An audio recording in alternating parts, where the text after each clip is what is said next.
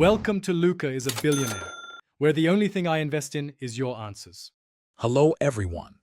In this video I will explain how to make delicious smoothie juice at home, a full guide to getting started. First, gather your ingredients, opting for fresh or frozen fruits and vegetables for peak flavor and nutrition. Next, ensure you have a reliable high-speed blender. It is truly essential for that perfectly smooth, creamy consistency we all love.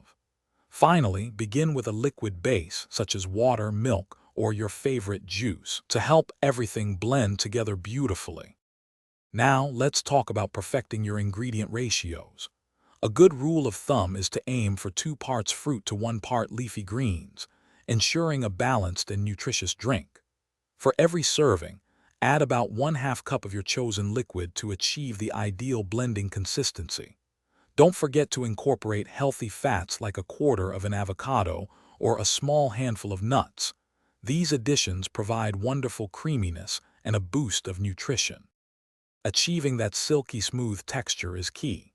Start your blender on a low speed, allowing the ingredients to break down, then gradually increase to a high speed for optimal results.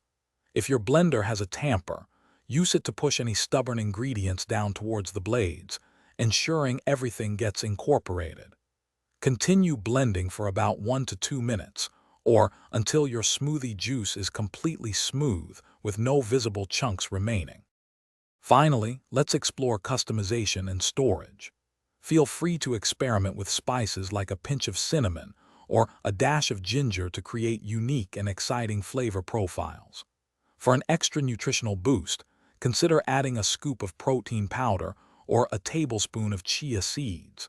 If you have any leftover smoothie juice, simply pour it into an airtight container and store it in the refrigerator for up to 24 hours to enjoy later. Thanks for watching and please subscribe. It's the best investment you'll ever make.